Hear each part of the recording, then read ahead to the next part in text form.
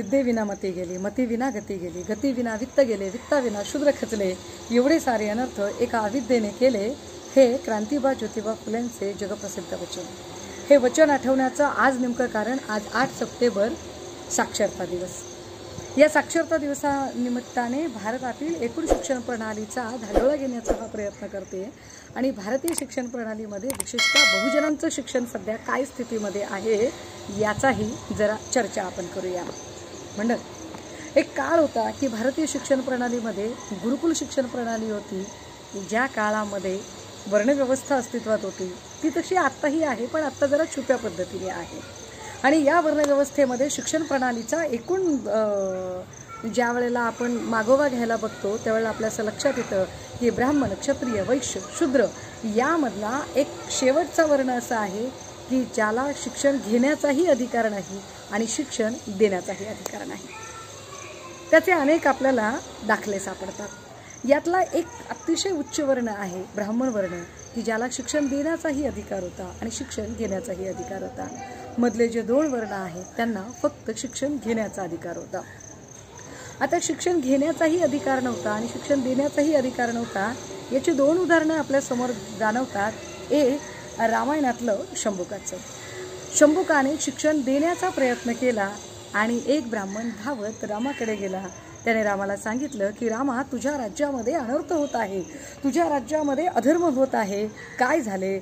एक शूद्र शिक्षण देतोय म्हणजेच त्याने वर्णव्यवस्था ओलांडलेली आहे, धर्मव्यवस्थेचं उल्लंघन केलेलं आहे आणि ह्या पापामुळे माझं मूल दगावलेलं आहे. राजा म्हणून आता तू तुझे कर्तव्य पार पाडले पाहिजे.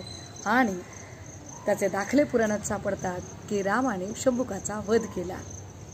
शिक्षण आम्हाला देण्याचाही, ज्ञान देण्याचाही अधिकार नव्हता. मग ज्ञान घेण्याचा अधिकार होता का? तर निश्चितच आम्हाला ज्ञान घेण्याचाही अधिकार नव्हता.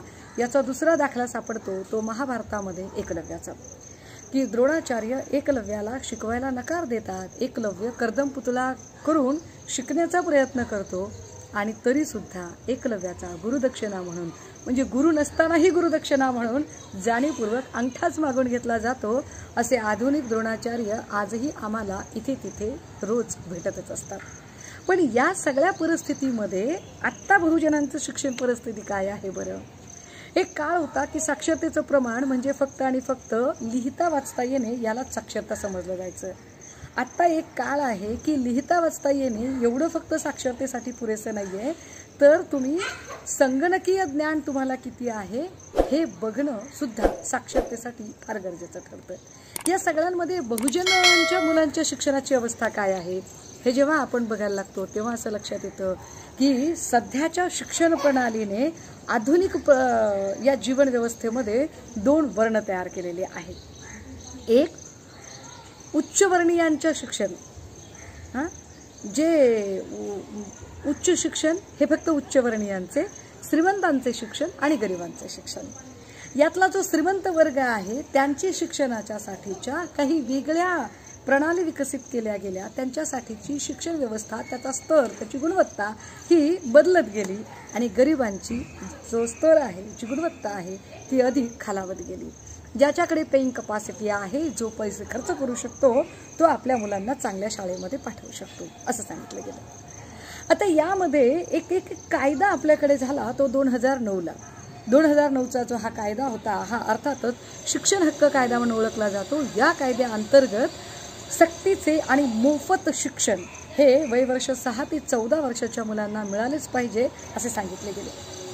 परंतु हा कायदा बासनात गुंडाळण्याचा अत्यंत यशस्वी प्रयत्न इथल्या भामत्या शिक्षण सम्राटांनी केला. त्याची काही उदाहरणं नव्हे, अगदी पावलोपावली उदाहरणं आपल्याला सापडतील. शिक्षण हक्क कायदा जेव्हा केला गेला तेव्हा असं सांगितलं गेलं की प्राथमिक शिक्षण, सक्तीचे आणि प्राथमिक शिक्षण हे प्रत्येक वर्णातील, प्रत्येक जातीतील, प्रत्येक वर्गातील मुलांच्यासाठी मोफत असेल. पण त्याच वेळेला इथे विनाअनुदानित शाळांच्या नावाखाली शिक्षणाचा बाजार मांडण्याचा सुद्धा प्रयत्न सुरू झाला. मी आपल्याला त्याच्या आधी थोडंसं इतिहासात नेऊन काही माहिती सांगितली पाहिजे की 1968ला शिक्षणाच्या संबंधाने कोठारी शिक्षण आयोग नेमला गेला आणि या कोठारी शिक्षण आयोगाने सांगितले की एकूण राष्ट्रीय संपत्तीच्या 6% इतका उत्पन्नाचा वाटा हा शिक्षण या क्षेत्रावरती खर्च केला जावा. परंतु 1968 पासून अगदी आजता गायब अप टू डेट स्टील 2021 पर्यंत तरी अजूनही या संबंधाने तो खर्च, तो स्तर वाढवला गेलेला नाहीये. 6% शिक्षणावरचा खर्च अजूनही कुठल्याही अर्थसंकल्पामध्ये सादर केलेला नाही आणि तो मंजूरही झालेला नाहीये. एक दुसरी बाजू जर बघितली तर भारतातील एकूण गरिबीचं प्रमाण किती, तर 7,30,00,000 लोक हे अतिगरिबी रेषेमध्ये आहेत, तर 20 कोटी लोक हे BPL लाईनमध्ये येतात, बिलो पॉवर्टी लाईनमध्ये येतात.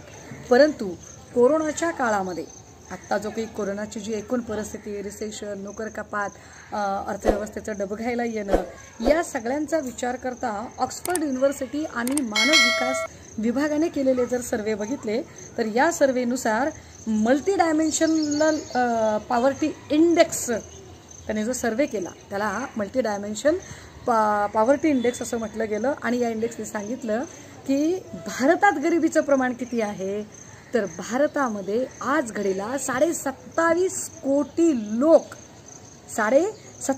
कोटी लोक हे BPL लाईनमध्ये आहेत. मंडळी आता विचार करा की 27 कोटी लोक जर BPL लाईनमध्ये असतील तर त्यांच्या मुलांच्या शिक्षणाच्या अवस्था काय असेल. कारण एकीकडे असं सांगितलं जातं की शिक्षण हक्क कायद्यानुसार आपल्याकडे सक्तीचे आणि मोफत शिक्षण दिले जावे असे वारंवार म्हटले जाते, मात्र सक्तीचे आणि मोफत शिक्षण देणाऱ्या शाळा मात्र मृतवत होत चाललेल्या आहेत. सरकारी शाळा दिवसेंदिवस बंद करण्याची वेळ येत चालली आहे आणि खाजगी शाळा मात्र फोफावत आहेत. खाजगी शाळांमधून आकारले जाणारे शुल्क अव्वाच्या सव्वा अगदी सर्वसामान्य माणसाच्या खिशाला न परवडणारे आहे. सरकारी शाळांमधून आज घडीला चांगल्या प्रयोगशाळा, चांगला स्टाफ असला तरी त्यांना आवश्यक असणारं वातावरण ते उपलब्ध आहे का? सरकारी शाळांमधून सुसज्ज ग्रंथालय, सुसज्ज मैदानं, सुसज्ज इमारती, सुसज्ज प्रयोगशाळा या सगळ्याच गोष्टींची वानवा जाणवते. शिवाय सरकारी शाळांमधून शिकणाऱ्या मुलांना वेगवेगळ्या स्तरांवरच्या ज्या स्पर्धा आहेत, मग त्या स्पर्धा क्रीडा क्षेत्रातल्या असतील, सांस्कृतिक क्षेत्रातल्या असतील, या स्पर्धांना जाण्यासाठी, त्याच्यामध्ये सहभागी होण्यासाठी आवश्यक असणाऱ्या निधीची तरतूद उपलब्ध होते का? सोचणे वाली बात आहे. आणि मग या सगळ्यांमध्ये जर ह्या फॅसिलिटी मिळत नसतील तर माझं मूल सरकारी शाळेत नाही, माझं मूल खाजगी शाळेत शिकलं पाहिजे यासाठी पालकांचा आटापिटा आहे. पण सगळ्याच पालकांना या खाजगी शाळांमध्ये आपल्या मुलांना पाठवणं परवडणारं आहे का? तर आमच्या असं लक्षात येतं की नाही. याचं उत्तर नाही असं आहे. आमची सगळीच सर्वसामान्यांची मुलं या खाजगी शाळांमधून शिकू शकत नाहीत. एक साधं उदाहरण सहज आठवलं म्हणून 2 वर्षापूर्वी एक कार्यकर्ता भेटायला आला आणि तो असं सांगतो की ताई, माझ्या मुलाला खासदार साहेबांचं पत्र हवं आहे आणि पुण्यामध्ये जर आपण प्रयत्न केला तर मला गिरीश बापटजींचं पत्र मिळू शकेल. गिरीश बापटांचं पत्र कशासाठी हवं आहे? तेव्हा तो असं सांगतो की ताई, माझ्या मुलाला KGला ॲडमिशन घ्यायचं आहे. शाळेत KGचं ॲडमिशन आणि KGच्या ॲडमिशनसाठी खासदारांचं पत्र.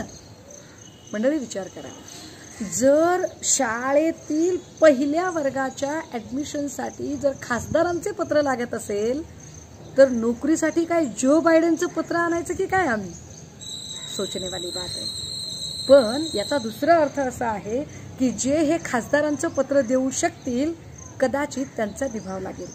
पण सगळेच आमदार खासदारांच्या संपर्कातले लोक असतील का, की त्यांना काही वेगळ्या पद्धतीने करावं लागेल काम? आणि सगळ्याच लोकांना ही सगळी जी काही त्याची आकारली जाणारी शुल्क आहे ती शुल्क परवडण्यासारखी आहेत का? काही दिवसांपूर्वी एक फेसबुकला पोस्ट खूप चर्चेत आली होती. पोस्ट होती परळीच्या माजी आमदार पंकजा मुंडे यांची आणि ती पोस्ट अशी होती की सध्या मी माझी एक सक्षम भूमिका बजावत आहे. माझ्या मुलाला परदेशामध्ये मी शिक्षणासाठी प्रवेश घ्यायला आलेली आहे. या पोस्टवरून पंकजा मुंडे प्रचंड ट्रोल झाल्या.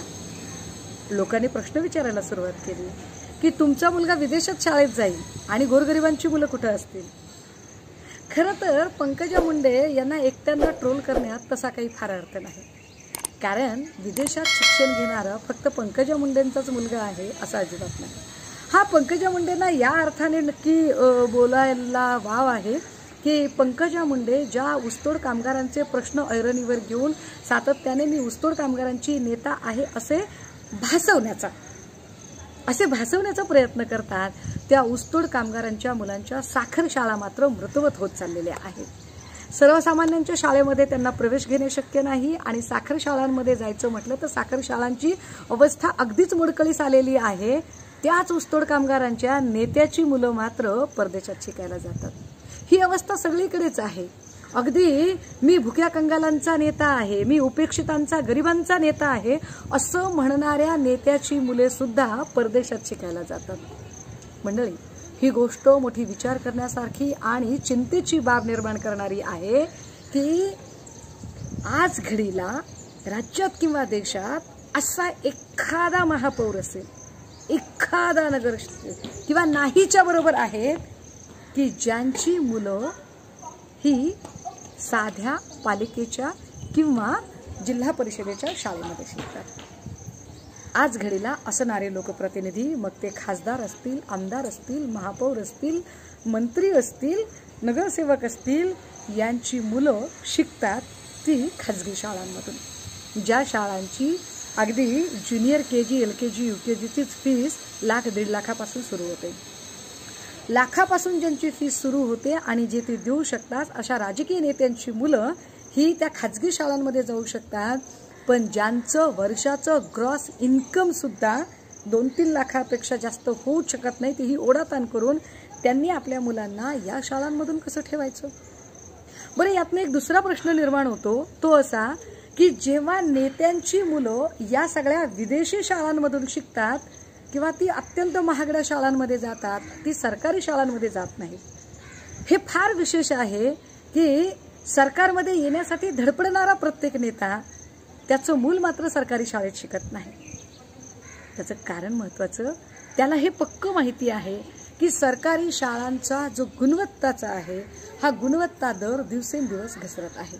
त्यामुळे त्यांना आपली मुलं ही महागड्या शाळांमधून घालावीशी वाटतात आणि ते तसं करतात.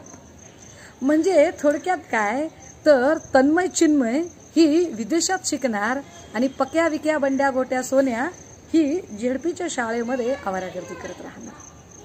सोचना पडेगा इस पर की ही सगळी जी शिक्षणाची परवड आहे ही परवड कशी होत चालली आहे. यातनंच मग पुढे पिढी घडत जाते ना.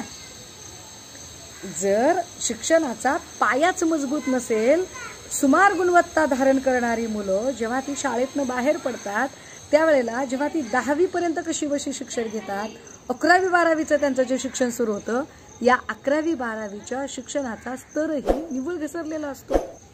11वी 12वीच्या शिक्षणाचा जेव्हा आपण विचार करतो तेव्हा असं लक्षात येतं की JEE, नीट आणि IIT सारख्या प्रवेश परीक्षांच्या कोचिंगच्या फीस जर बघितल्या तर या कोचिंगच्या फीस आभाळाला भिडणाऱ्या आहेत. आकाश इन्स्टिट्यूट सारख्या इन्स्टिट्यूटमध्ये तुम्हाला जर IIT किंवा JEEचे क्लासेस करायचे असतील तर 3.5 लाख रुपये मोजावे लागतात. विचार करा, ही इयत्ता पहिलीपासून तुम्ही वर्षाला साधारणतः 1 ते 1.5 लाख रुपये मुलावर खर्च करता.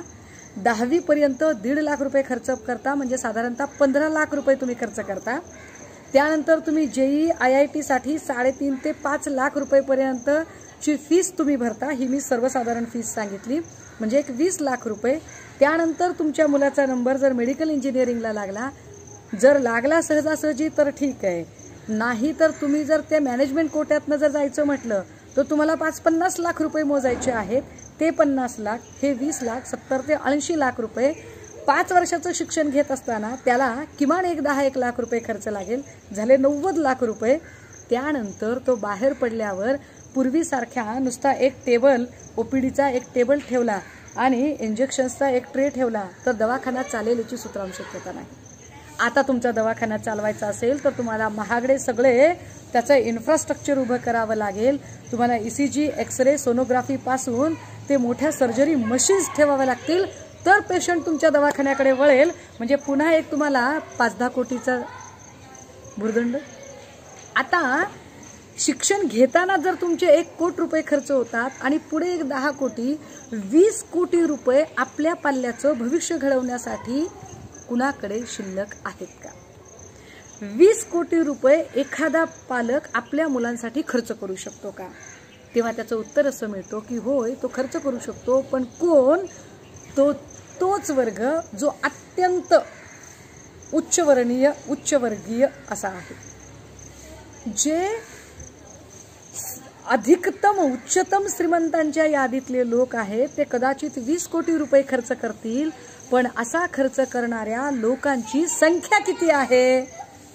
तेव्हा असं लक्षात येतं की असा खर्च करणाऱ्या लोकांची संख्या भारतातली फार तर 10 ते 15% आहे.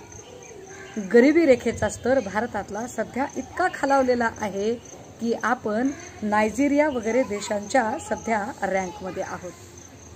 असे असताना जर 80% लोक हे सर्वसाधारण परिस्थितीमध्ये आयुष्य जगत आहेत, त्याच 80%तले जवळपास एकूण 50%पेक्षा जास्त लोक हे गरिबी रेखेमधले लोक आहेत, ज्यांची वार्षिक उत्पन्न 3 ते 4 लाखापेक्षा कमी आहे. आणि अशा लोकांना हे कोटभर रुपये खर्च करणं शक्य आहे का?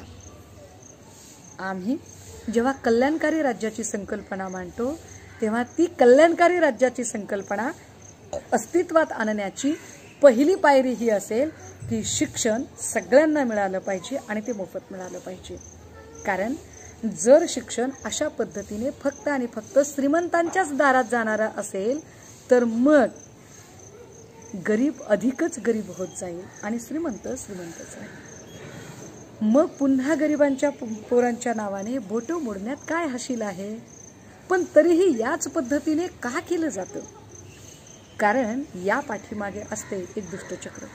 हे दुष्टचक्र या पद्धतीने काम करते की गरिबांची पोरं ही शाळेत गेलीच नाही पाहिजेत, शिकलीच नाही पाहिजेत, कारण ती शिकली नाहीत त्यातच इथल्या भांडवलदारी वर्गाचं भलं असतं. ती जितकी शिकणार नाहीत, अडाणी राहतील, इतका भांडवलदारी आणि राजकीय पुढारी असणारा जो वर्ग आहे, त्यांना त्यांच्या निवडणूक काळातल्या प्रचारासाठी रॉ मटेरियल मिळतं. हे रॉ मटेरियल त्यांना त्यांची गरज असते. मंडळी, विचार करा, तुम्ही कधी असं पाहिलंय का?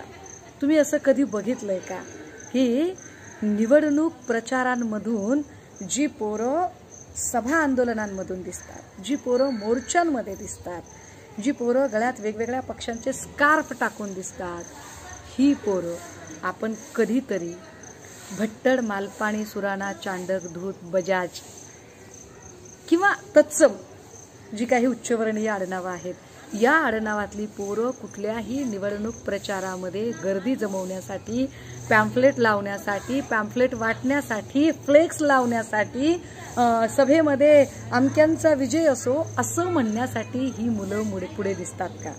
नाही. या सगळ्या गोष्टींसाठी जी मुलं दिसतात, ही मुलं आपल्याला दिसतात का? तेव्हा आपल्या असं लक्षात येतं की नाही, त्यात ही मुलं आम्हाला अजिबात दिसत नाहीत. प्रचारामध्ये, मोर्चांमधून, आंदोलनांमधून ठराविक आणि विशिष्ट जात समुदायातलीच मुलं पुढे दिसतात, ठराविक विशिष्ट वर्गातलीच मुलं पुढे दिसतात. ही मुलं जी रॉ मटेरियल म्हणून जाणीवपूर्वक निर्माण करण्याचा प्रयत्न इथल्या भांडवलदारी व्यवस्थेने केलेला असतो. हा भांडवलदारी व्यवस्थेचा प्रयत्न जर हाणून पाडायचा असेल तर गरज आहे शिक्षण हे सर्वसामान्य लोकांच्या आवाक्यातलं असलं पाहिजे. त्यामुळे निवडणूक प्रचारामध्ये जे अजेंडे तयार होतात, या अजेंड्यांमधून मंदिर उभे झाले का, मस्जिदी उभ्या झाल्या का, किंवा कुठल्या तरी स्वागताच्या कमानी उभ्या राहिल्या का, स्मारकं उभी राहिली का, यापेक्षा सुद्धा गरजेचं आहे की शिक्षण मोफत मिळते का काय? आम्ही हा प्रश्न किमान येणाऱ्या काळात तरी आमच्याकडे येणाऱ्या कुठल्याही पक्षाचा नेता असो, तो कुठल्याही पक्षाचा असो, अशा नेत्यांना असे प्रश्न आम्ही काय ठणकावून विचारू शकतो का? बघा, विचार करा. बोलत राहूया हाच विषय घेऊन, पण तुर्तास थांबते, रजा घेते. जय ज्योती, जय भीम.